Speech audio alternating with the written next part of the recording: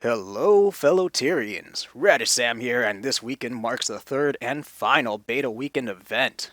Since a lot is going to be repeated from the last two events, I thought I'd just quickly list what's going to be new this time, and for the most part, not repeat myself. So, with that said, here we go. Canopy Layer. So, I want to correct myself from my last video, and for the last event, I thought ANET was introducing us to a new layer. However, from what it looks like, it seems both events took place on the jungle floor layer, with both the canopy and root layers still unexplored. We just gotta look at two different sections of the jungle floor. With Beta Event 3, we are going to return to the previous chunk from Beta Event 2. However, the night cycle, we should have access to the canopy layer.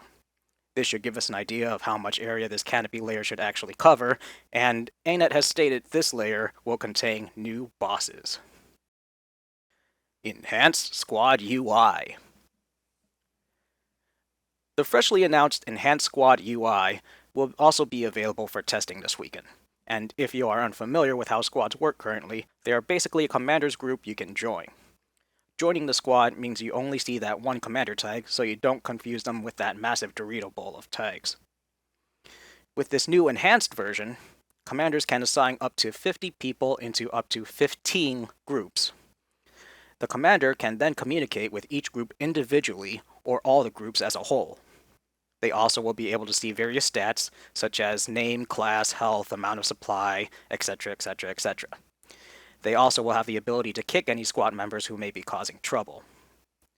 While this new UI looks like it will provide commanders with helpful tools to manage multiple groups, it will be interesting to see if micromanaging all this information will be plausible during gameplay.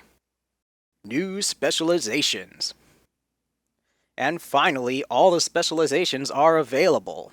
New specializations this weekend include the Scrapper, a hammer-wielding engineer, and the Druid, a staff-wielding ranger.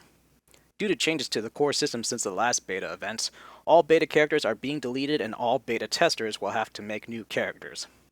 As before, beta characters will be playable throughout all of Central Tyria as well as the beta zones. And raids. Perhaps the biggest announcement of all for this event, Guild Wars 2's first ever raid encounter will be available for testing. The raid will be accessible through Verdant Brink and will be the first part of a total of 4 encounters for the raid. It's finally time to see how challenging this challenging group content actually will be. Let's see if ArenaNet can deliver. Outside of that, most of everything from the previous betas will again be available, including but not limited to adventures, masteries, and strongholds. As before, entering Verdant Brink reveals the opening story scene for Heart of Thorns, so if you don't want to be spoiled, complete Season 2's story before entering. That's all for now, folks. I'll see you in the beta.